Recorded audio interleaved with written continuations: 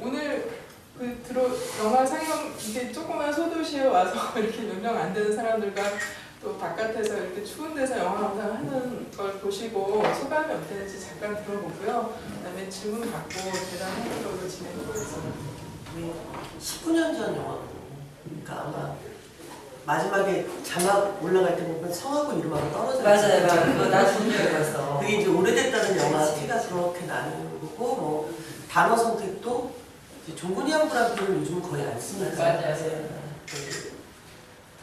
그래서 일본군 위안부 피해 여성이라든가 뭐 이런 식으로 사실 그 종군이라는 개념을 그러니까 뭔가 이렇게 여성들이 주체적으로 따라갔다라는 뜻처럼 보여줘서 종군기잖아 이런 것처럼. 그래서 이제 그 말은 더 이상 안 쓰고 또 매매춘이라는 말을 쓰고 요즘 그런 말 안 쓰고 성매매라고 말을 쓰는데 굉장히 단어도 옛날 단어들이에요. 그래서 저한테는 뭐 19년 전 제가 20대 때 어떻게 보면 거의 처음으로 영화 감독으로 무언가를 만들었던 작품이고, 실은 이제 그 뒤에 다큐멘터리를 안 하고 극영화를 하면서 다른 건 모르겠지만 내가 뭐 그 정신대 문제에 대해서 뭐 도와드릴 수 있는 게 많지는 않지만 1년에 한 5일에서 일주일 정도는 도움되는 일을 하겠다는 생각을 했었어요, 매일. 그래서 올해 한 5일 정도 했거든요, 일을. 그래서 연락이 왔을 때 그럼 이틀 때우자 뭐 이게 만약에 뭐 제 다른 영화였으면 못 왔을 것 같은데 낮은 목소리고 또 이렇게 섭외하신 분이 한테 제가 이런 것도 가능하냐니까 정신대 문제 대책협에서 지금 하고 있는 나비 펀드 뭐 이런 것들도 하실 수 있냐라고 되게 적극적이셔서 그렇다면 가자 하고 생각을 해서 왔던 거고, 근데 추운데도 불구하고 끝까지 앉아서 영화 봐주셔서 저 개인적으로 되게 감사드리고 제 입장에서야 한 30분은 잘라낼 수 있을 것 같다는 생각을 매번 하죠. 이 영화를 보면서 너무 길다. 저런 장면 필요 없다. 이런 생각을 하게 되기 때문에 더더군다나 추운데 앉아서 영화를 봐주시니까 되게 감사한 마음이 크죠. 어찌됐건 어떻게 보면 19년 전 영화인데 아직까지 이 문제가 해결이 안 돼 있는 것도 사실이고 아직도 수요 시위가 매주 벌어지고 있고, 이 영화에 나오신 할머니 중에서 아마 한 분 정도를 제외하면 다 돌아가신 걸로 알고 있어요. 그래서 할머니들이 다 돌아가시겠죠. 근데 그렇더라도 어떤 것들은 계속 잊지 않아야 하는 어떤 것들이 있는 것 같고, 그게 어떻게 보면 지금 우리 세대에서 해야 될 가장 중요한 것이 아닐까 그런 생각도 하게 되고, 그래서 하여튼 추천해 주셔서 감사합니다.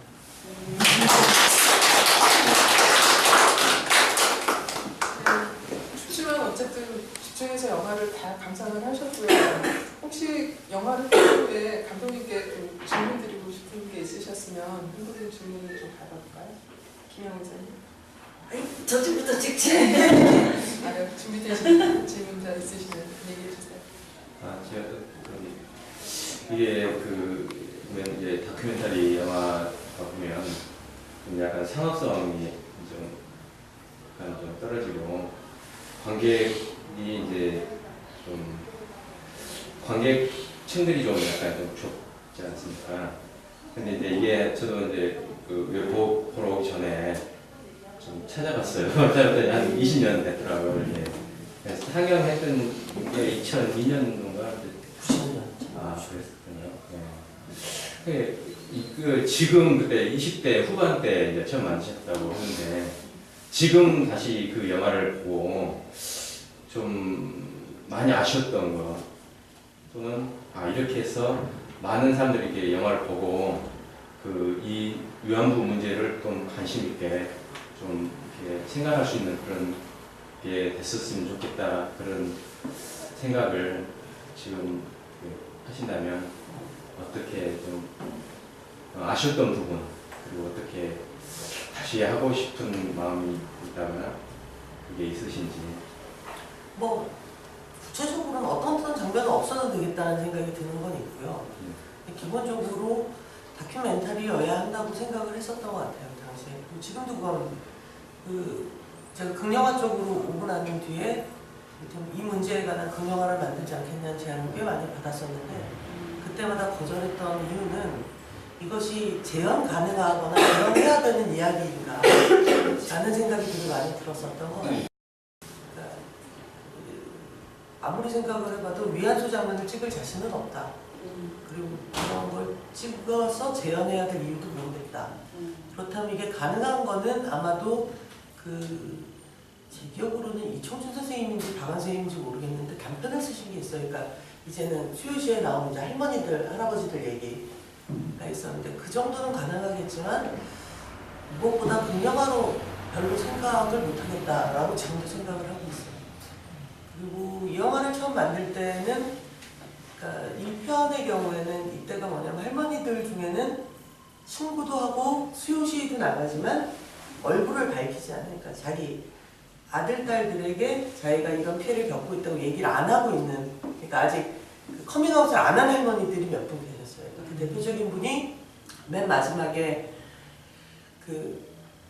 인터뷰를 해주신 김순덕 할머니, 맨 마지막에 이렇게 혼자 여벌로 이렇게 인터뷰를 하신 거니까 그 할머니가 사실은 카메라 앞에 자기도 인터뷰를 하겠다라고 결심을 했던 게 이 영화의 사실은 엔딩이나 다름없는, 이분이 이제 드디어 자기 아들들한테 자기가 피해자였다고 얘기할 수 있게 되었다 인 거거든요, 사실은. 그래서 그런 것들이 되게 중요한 영화라고 생각을 했어요.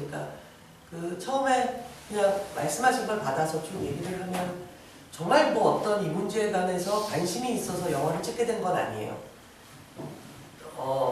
우연찮게 제 친구 중에 한 명이 그 할머니들 사신 나누의 집에 자원봉사를 하고 있는 친구가 있어서 그 친구가 하루 같이 와라. 할머니들 되게 재밌다. 그래서 놀러 갔었어요. 놀러 갔다가 할머니들이 너 무슨 일을 하냐 그래서 영화 감독이라고, 다큐멘터리 영화 감독이라고 다큐멘터리 같은 걸 만든다고 했더니 바로 한 15분 내로 쫓겨났던 것 같아요. 넌 또 우리를 어떻게 이용하려고 왔냐. 그러니까 할머니들 같은 경우는 정말 몇십 년 만에 처음으로 자기를 딱 드러냈을 때 당연히 모든 게 금방 해결이 날 줄 알았을 거예요. 왜냐면 일본 정부에서 아무도 갔다 왔다는 사람이 없는데 뭔 소리냐 라는 말 때문에 김학순 할머니가 나 살아있어 이러고, 이 김학순 할머니도 처음에 자기가 갔다 왔다고 했을 때 할머니 자기만 생존했는 줄 알았대요. 그러니까 지금 위안부라고 치료하시는 할머니들이 200여 분 정도 되는데 놀란 건 200여 분 중에 한 위안소에 같이 있었던 사람이 아무도 없다는 거예요. 그러니까 이 200여 분은 전부 다 200 몇 군데 있던 사람들인 거예요. 그렇게 많았다. 네. 실제로는 몇 천 개였어요.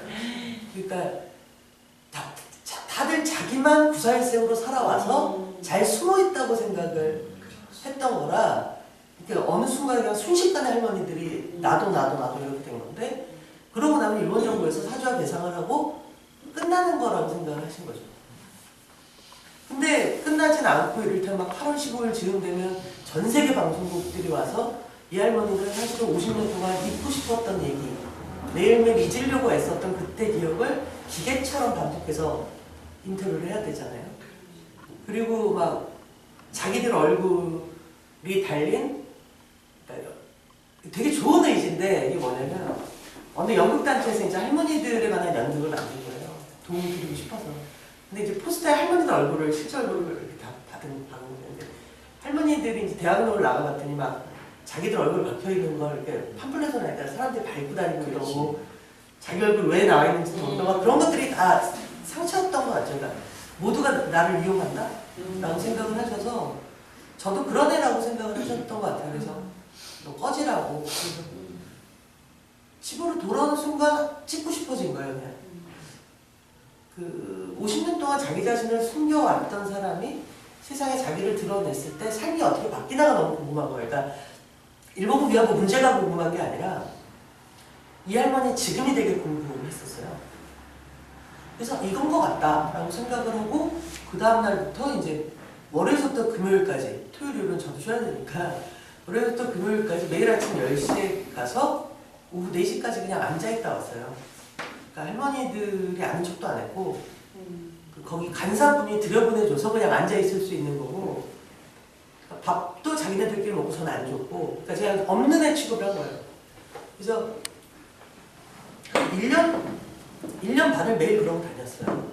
저도 뭐 카메라를 들고 온 것도 아니고 그냥 이러고 쫄래쫄래 가가지고 아침 10시에 안녕하세요 할머니 이러고 그 소파에 앉아가지고 오후 4시까지 앉아있다고 오고 그러면서 머릿속으로는 그냥 할머니들의 삶을 그때 외웠던 거죠. 아, 저 할머니 몇 시에 가고 이 할머니 몇 시쯤 여기 가서 빨래를 하고 그때 카메라가 이쪽에 있으면 좋겠다 뭐 이런 생각이 하면서 이제 1년 반을 보내던 어느 날 할머니들이 우르르 온천 여행을 가시는데 그 할머니 한 분이 되게 강덕경 할머니였는데 그 할머니 한 분이 감기 몸살 때문에 못 가게 되는 거예요.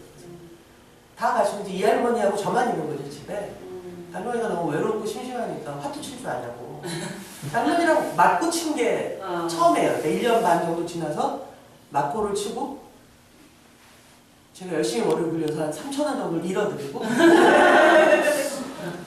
그리고 슬슬 협박을 했죠. 할머니 이제 나랑 같이 놀은 거 지금 딴 할머니한테 욕먹을 텐데 괜찮겠냐.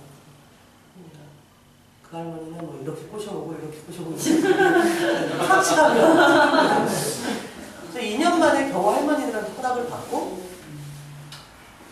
촬영을 하게 된 거예요. 그러니까 실제 낮은 목소리 제작 기간이 뭐 3년이다라고 하지만 촬영했던 건 한 8개월이고 나머지는 그냥 거기서 그러고 논 거예요. 할머니랑 놀면서 그 영화를 찍었던 거. 그래서 저한테서 중요했던 건 이 작품에서 중요한 건 그 할머니들이 어떻게 세상에 자기를 드러내는가. 그러니까 이때만 해도 뭐냐면 되게 사실은 되게 주의 깊은 재밌는 장면들이 그 서울의 할머니들은 조심을 해요. 뭐냐면 그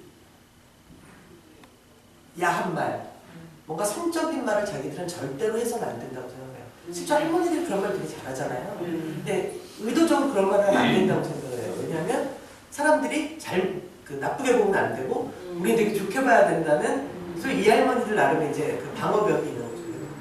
그 단어 사용도 굉장히 조심해서 하고. 근데 중국인 할머니들은 그런 게 없잖아요. 그러니까 받는다라는 말을 써요. 왜냐하면 실제로 자기가 어떻게 해서 끌려간 거든 간에 실제로 그 곳에서 있었던 일은 이를테면 육학에서 있었던 일과 똑같은 일을 강제적으로 한 거니까 어린애가 배울 수 있는 단어 사용은 다 그 동네 단어잖아요. 그러니까 뭐 받는다, 뭐 나래비로 줄을 서 있었다, 육학에 있었다, 손님 뭐 이런 말을 써요. 그러니까 그게 뭐냐면 이제 사회생활을 한 사람들의 언어와 전혀 그런 적이 없었던 언어의 차이기도 하고 또 하나는 한국인 할머니들은 가족들이 아무도 안 나오잖아요. 근데 이쪽은 다 나오잖아요. 그러니까 그 차이가 되게 커요. 그러니까 중국은 그 중국 정부에서 그 일본군에 의해서 희생되었던 피해자들이라는 것 때문에 이를테면 그 아파트 당첨권 우선순위를 주고 뭐 택시 그 면허증도 우선순위를 줘요 자식들한테. 그러니까 일단 기본적으로 얘네들이 어머니가 피해자고 그렇기 때문에 내가 정부로부터 혜택을 받는다라는 걸 알고 있기 때문에 기본적으로 되게 태도가 좋아요. 부모에 대한 태도가 되게 좋고. 네. 반면에 이제 한국 같은 경우는 언제부터 좀 나아진 거냐면 김대중 정부 이후에요. 그러니까 김대중 정부 들어서면서 사실 이제 김대중 대통령이 대통령 되시기 전에 낮은 목소리를 개봉을 95년도에 할 때 하루 극장을 사셨어요 자기 돈으로. 사셔갖고 이제 뭐 자기 아는 국회의원들 우르르 데리고 와서 할머니들이랑 같이 영화를 보고 같이 밥 먹고 교육을 주고 뭐 이러시면서 정부에서 분명히 할 게 있다고 이런 말씀을 하셔서 그게 뭘까 했는데 뭐냐면 일본에서 위로금 주는 거 받지 않는 대신 우리나라 정부에서 그 국가유공자급의 생활지원금을 드린 거예요. 그러니까 갑자기 집안에서 대접이 달라져요. 그러니까 이게 한 그 마지막에 찍은 숨결쯤 가면 이 영화에 나온 할머니가 아닌데 어떤 날 대구 사는 할머니는 그 집에서 이제 그 제사 지내는 날인데 거의 그 집안의 제일 큰 어른 대접을 받으면서 해요. 왜냐하면 실제로 이 가족들이 먹고 사는 게 다 이 할머니 때문에 받는 돈이니까 그러니까 이런 게 어떻게 보면 되게 슬프고 우습기도 하지만 이 할머니들에게 되게 위로가 되는 거죠. 그러니까 정부에서 우리를 도와준 것 때문에. 그래서 이제 그런 것들이 이렇게 비교되어져서 보여진다는 면에서 되게 그 의미가 있었던 것 같고 이제 혹시 구하실 수 있으면 낮은 목소리 2편을 보면 또 상황이 달라져요. 1편 때 그 서울의 조그만 극장에서 한 달 동안 상영을 했었는데 할머니들이 매회 관객과의 대화를 하셨어요. 근데 재밌는 거야. 그러니까 막 어린애들이 와가지고 영화 보고서는 끝나고 나면 할머니 너무 좋아요. 할머니 사랑해요. 뭐 이러니까 사람들이 날 좋아하네. 뭐 이런 게 되게 그 정신치료 같은 게 됐던 것 같아요. 그러니까 매회 관객들과 만나고 막 사인 만들고 막 한글도 모르면서 막 사인 만들고 막 이러고 모금 운동이 되게 활발해지면서 이 나눔의 집이 6편에 가면 경기도 광주에 엄청나게 좋은 새로 지은 집으로 이사를 가게 돼요. 네, 그리고 그 할머니들 모두가 각각 조그만 밭을 불화받아서 그래서 농사도 짓고, 그러니까 할머니들 표현에 따르면 자기 인생 처음으로 자기만을 위해서 농사를 짓는 거라고. 그러면서 갑자기 할머니들이 행복해지긴 하는데 이제 이 맨 마지막에 나오신 강덕경 할머니는 폐암 말기 판정을 받으시고, 그래서 이제 나눔술 2편은 그야말로 그 혜택을 받아 버리면서 굉장히 행복해지고, 이제는 야한 말을 해도 사람들이 이상하게 안 보고 좋아한다는 걸 알기 때문에 되게 의도적으로 카메라를 향해 야한 말을 하기도 하고, 그리고 이제 할머니는 한 할머니 돌아가시는 얘기 뭐 이런 식이에요. 그래서 그런 게 저한테는 되게 가장 중요한 게 시간이 흐른다는 게 사람이 이렇게 변하는 그 어떤 게 있잖아요. 그런 것들을 보여줄 수 있었던 점에서는 이제 아쉬운 거는 이제 이때 아쉬운 걸 이제 2편, 3편 때 한 건데, 2편은 한 70몇 분짜리 영화고요. 3편은 60몇 분이에요. 이게 90몇 분이니까. 그러니까 아는 거예요. 이게 쓸데없는 게 있다. 더 잘라야 된다. 그래서 나눔술 2편 같은 경우는 정말 그러니까 어떤 것들은 좀 정리하고 싶은 게 있지만 기본적으로는 이런 얘기를 찍지 않았을까라고 생각을 하고, 그렇죠. 그러니까 저한테 있어서는 제가 20대에서 30대에 이르는 9년의 시간을 이제 이 할머니라고 3편의 다큐멘터리를 만들었던 건데, 물론 애초에 그럴 의도는 없었어요. 그러니까 한 편 만들고 저는 당연히 원래 극영화를 만들고 공부를 하던 사람이었으니까 그냥 이 다큐멘터리 한 편 찍고 저는 딴 일을 할 줄 알았다가 어쩌다 보니 엮이게 되면서 이제 막 9년 동안 할머니랑 함께 하게 되는 거지만, 저 개인적으로는 되게 다행이다. 그러니까 그래서 사실은 극영화 데뷔가 되게 늦어진 거죠. 저 같은 경우는 거의 마흔이 다 돼서 30대까지 이 할머니들과 같이 있다가 40살이 다 돼서 이제 미래하고 발레우스를 만들었으니까 어떻게 보면 극영화 데뷔가 또래 감독들에 비하면 좀 늦은 편인데, 근데 저 개인적으로는 제 인생에서 이 할머니들과의 9년이 없었으면 지금보다 훨씬 더 이렇게 인간적으로나 영화적으로나 별로였을 것 같아요. 그러니까 우리가 흔히 이제 어떤 사안을 만날 때 그런 말 있잖아요. 나무를 보지 말고 숲을 봐라, 뭐 이런 말이 있잖아요. 저는 이 할머니들하고 지내면서 나무를 봐야 된다는 걸 되게 많이 배운 것 같아요. 그러니까 숲을 봐야겠지만 중요한 건 그 숲을 구성하고 있는 나무 한 그루 한 그루가 얼마나 다른가. 그러니까 할머니들 한 명 한 명이 똑같은 피해를 받은 것처럼 보이지만 사실은 그것을 받아내서 이겨내는 방식도 다르고, 그러니까 어떤 할머니는 술로 한 할머니도 있고, 어떤 할머니는 뭐 약을 했던 것도 있고, 어떤 할머니는 굉장히 광신적인 종교의 힘으로 극복하는 경우도 있고, 연애로 극복을 하는 경우도 있고, 다 다양하잖아요. 근데 그게 형식만 다양한 게 아니라 그러면 삶의 태도나 내용도 다 달라지거든요. 그러면서 그런 다양한 하나하나를 아주 구체적으로 보게 만들었다고 해야 되나? 할머니가 나는. 그래서 그런 게 되게 저한테는 제 인생에서 소중했던 시간들이었던 것 같아요. 네. 너무 많이 아니, 그런 건데 이제 선입견이 처음에 이게 다큐멘터리 이렇게 만들고 또 관심이 또 이제 좀 약간 보면은 약간 소외되는 사람들이고, 그러다 보면은 또 그것을 또 불편하게 보는 사람도 그렇죠. 시선이 또 있을 것 같아요. 또 정부 측에서도 좀 그에 대해서 이제 그래서 안 좋게 보는 어떤 그런 또 있을 것 같은데, 거기에 대해서 어떤 뭐 이렇게 뭐 외압이 있다거나 아니면은 뭐 그런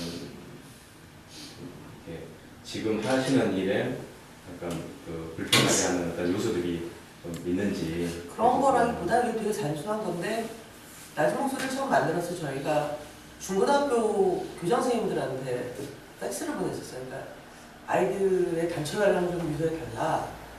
근데 단 한 군데도 오케이라고 하는 데가 없어서 전부 다 거절을 했었어요. 그러니까 어린 학생들에게 이런 성적인 내용을 담은 작품을 보여줄 수 없다.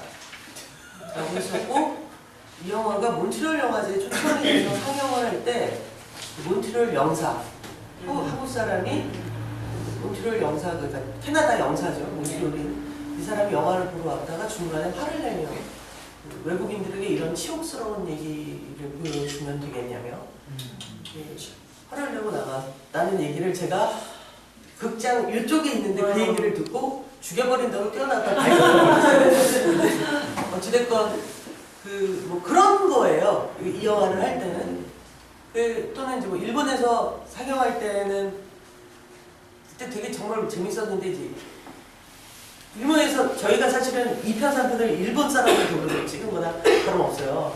한국에서 흥행에 실패했었는데 일본에서 대박이 났었거든요. 그게 갔는데 이제 당연히 일본 배급사였는데 일본 배급사 쪽으로는 협박 전화가 계속 왔었죠. 우리로부터 뭐 이런 영화를 상영하지 마라. 그래서 그 영화 개봉 전에 왜 이를테면 그 관객과의 대화 이런 걸 하잖아요. 무대 인사 같은 거. 그래서 이제 시사회 때 갔었는데 끝나고서 이렇게 뭐 일본의 되게 유명한 변호사, 일본의 되게 유명한 배우 뭐 이래가지고 이제 같이 그 관객과의 대화하는. 근데 무대에 의자를 다들 이렇게 좋은 의자를 준데 저만 중국집 의자 있잖아요. 등받이 없는 동그란 너무했다. 뭐냐 그랬더니 혹시라도 누군가 너를 향해서 뭘 들고 그 무대에서 올라오면 들어서 막으라는 거예요. 그래서 일부러 이걸 줬대. 그래서 속으로 미친 거야. 방패를 주지 망했다. 왜 왔지? 그러고 있다가 개봉날 아침에 첫 회를 일본에서 동경에서 트는데 우익 한 명이 들어와가지고 이제 그 스크린에다가 그 소화기를 막 뿌려버리는 거예요. 그래서 그게 그 다음날 일본 5대1간지 4일간 토피사로 실면서 영화가 대박이 났어요. 보이지 않겠다. 전 아직도 의심해요. 계속 미국에서. 도와준 거네. 그래서 그저 그런 거예요. 뭐 그랬고 그 다음부터 제가 일본에 뭐 낮은 목소리와 관련해서 가면 그 동경영화제에 초청을 받아서 갔을 때는 그 경찰 6명이 양쪽에 3명씩 호의를 했었어요. 되게 쪽팔렸어요. 뭐 그런 거. 그렇고요. 그다음 뭐 더불어서 말씀드리면 이런 거예요. 요즘 그 영화에서 그 안 좋은 건 뭐냐면 등급을 매겨요. 그러니까 이 영화는 한국 영화, 이건 외국 영화, 여러분들 극장에서 영화를 보실 때 15세다, 12세다, 18세다 이렇게 하잖아요. 근데 그게 명백하게 뭐여야 되냐면 되게 물질적이어야 해요. 무슨 얘기냐면 그 여자 가슴이 낮다. 뭐 그럼 18세. 그러니까 그거 외엔 구분할 방법이 없고 뭐 칼로 너무 찌른다. 18세. 근데 이건 다 뭐냐면 장면을 통해서 물질적인 어떤 걸로 기준을 삼아야 되는데 그 이명박 정부 이후에 이 등급을 매기는 이 위원회가 굉장히 보수화되었어요. 그러니까 이를테면 이 등급을 위원장 자체가 조선일보 기자 출신이고 등급위원들도 다 그래요. 그러다 보니까 어떤 문제가 생기냐면 그런 장면이 하나도 없는데 내용 중에 직장 내에 불륜 커플이 있어. 주인공도 아니고 불륜 커플이 있었기 때문에 18세인 거예요. 그러니까 또는 뭐 그 섹스 장면이 없어요. 그런데 미혼의 여성이 외간 남자와 여관에 들어갔다가 아침에 나온 것 같은 내용이 있기 때문에 18세인 거예요. 그러니까 이게 뭐냐면 사실은 관객들의 권리를 침해하고 있는 거거든요. 그러니까 예를 들어서 그게 재작년도 굉장히 심해졌어요. 그래서 이제 이런 것들이 뭐냐면 우리들도 피해를 받지만 그러니까 사실은 피해를 받는 거죠. 왜냐하면 18살, 15세의 차이는 뭐냐면요. 18세는 정말 18세 이상만 볼 수 있어요. 근데 15세는 부모를 동반하면 12세도 볼 수 있어요. 네. 그러니까 사실은 보여줄 수 있는 층이 굉장히 넓은 거죠, 훨씬. 그래서 우리 입장, 그 일반 한국 영화 입장에서 개봉할 때 15세를 받는 게 되게 중요하거든요. 근데 이제 그런 식으로 내용적인 침해를 해버리면 한국 영화 자체가 되게 뻔해지는 거예요. 이를테면 그건 바꿔 말하면 뭐 정부 요구를 하거나 특정 이익을 지지한 영화라서 18세 이렇게 돼버리는 거니까. 그러니까 실제로 뭐 그 많은 분들이 그 영화인들이 되게 많이 이제 뭐 정부에 반대하는 얘기를 많이 할 때 그게 뭔가 그 푸시가 없냐. 근데 실제로 푸시는 없어요. 푸시를 할 게 없잖아요, 우리한테. 왜냐면 우리한테 영화를 만들게 해주는 건 그 자본가와 관객이지 정부가 아니거든요. 그리고 그렇기 때문에 그런 문제가 아니라, 근데 문제는 여러분들한테도 사실은 되게 피해가 있는 게 뭐냐면 등급인 거예요. 그래서 충분히 여러분들이 여러분들의 아이와 함께 영화를 볼 수 있는데 못 보는 거예요. 내용에 그런 장면이 없음에도 불구하고. 그러니까 이런 식의 침해는 되게 많아요.